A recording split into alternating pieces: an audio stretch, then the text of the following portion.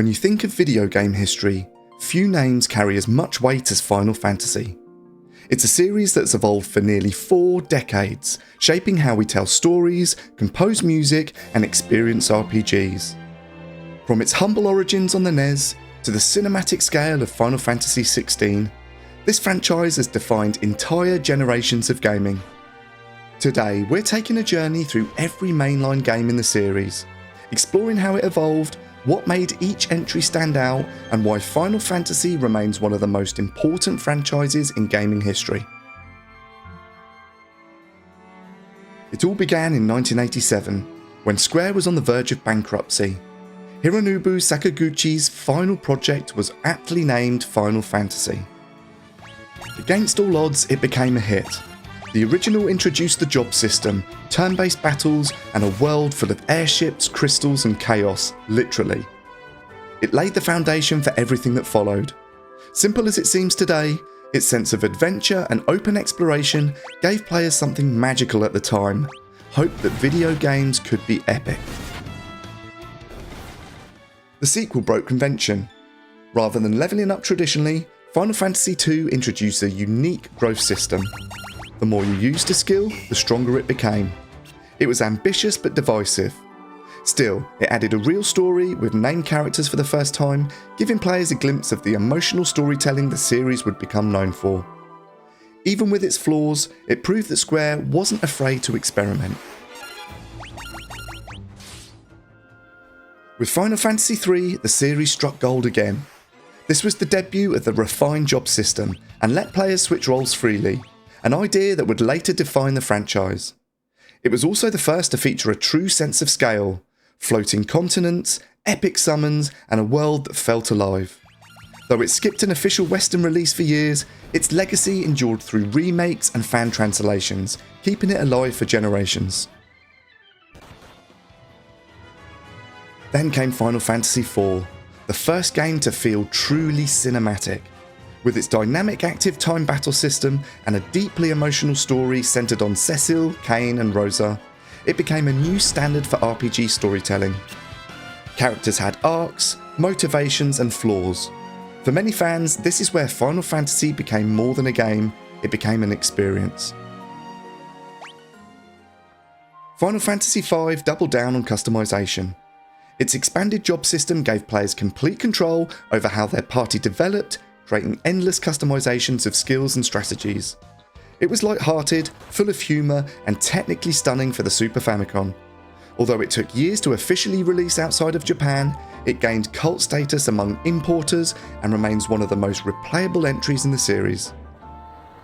Then came the masterpiece that many still call the best Final Fantasy ever made. Final Fantasy VI was groundbreaking. A massive cast of characters, a steampunk world, and an unforgettable villain in Kefta Palazzo. Every moment from the opera scene to the world's destruction pushed the SNES to its limits. It was proof that video games could tell stories on par with movies, full of tragedy, heroism, and hope.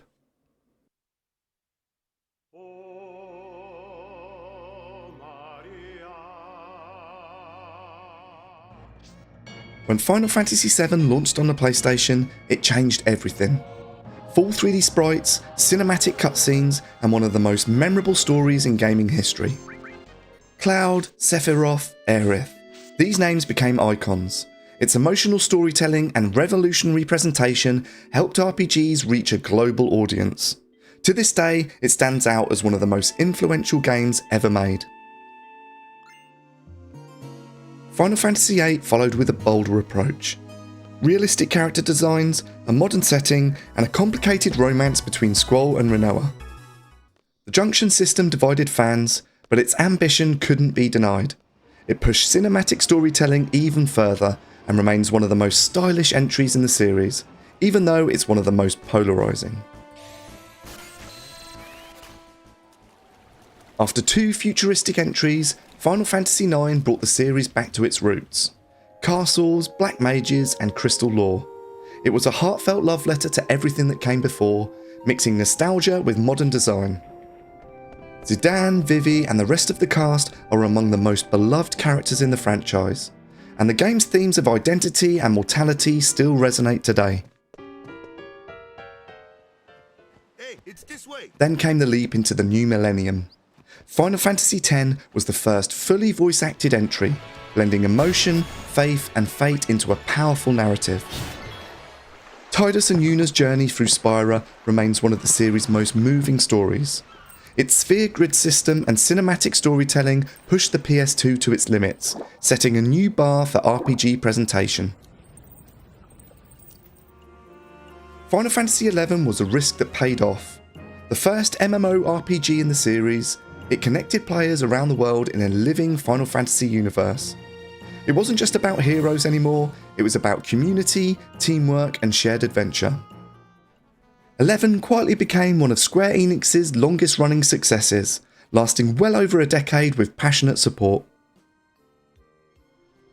With Final Fantasy XII, the series reinvented itself again. Its open world design, political intrigue, and MMO-inspired combat system were years ahead of their time.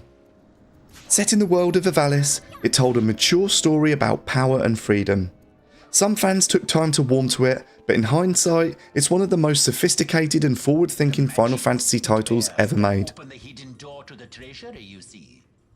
Then came the divisive Final Fantasy XIII. It was stunningly beautiful, but criticised for its linear design. Still, it featured an innovative combat system and a powerful narrative centred on destiny and defiance. Lightning became an iconic figure, and while the trilogy received mixed reviews, it represented a bold attempt to modernise the formula. What began as a disaster turned into one of gaming's greatest comeback stories. Final Fantasy XIV launched to really poor reviews, but the complete rebuild, A Realm Reborn, transformed it into one of the most beloved MMOs ever made. Its expansions have delivered incredible storytelling, world building, and music. Today, it's the living heart of the Final Fantasy universe. After a decade of development, Final Fantasy XV finally arrived.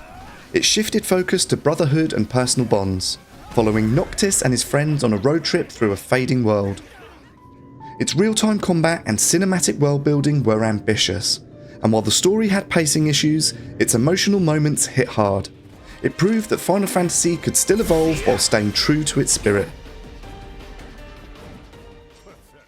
The most recent entry, Final Fantasy XVI, marks another turning point. It blends high fantasy with cinematic action, inspired by Game of Thrones and classic European epics. It's darker, more mature, and more focused on storytelling than ever. Its combat is fast, fluid, and deeply emotional, a sign that Final Fantasy continues to adapt while remaining unmistakably itself. From 8-bit sprites to sprawling cinematic adventures, Final Fantasy has never stopped evolving. It's a series that redefined itself with every generation. Never afraid to take risks, experiment, and chase emotion above all else. Whether you're an OG and started with the NES, or joined with some of the later releases, every fan shares one thing: that unforgettable sense of adventure. Thanks again for watching. If you enjoyed this retrospective, make sure to like, subscribe, and hit the bell for more deep dives into gaming history. And tell me in the comments which Final Fantasy is your favourite and why. I'll catch you in the next one.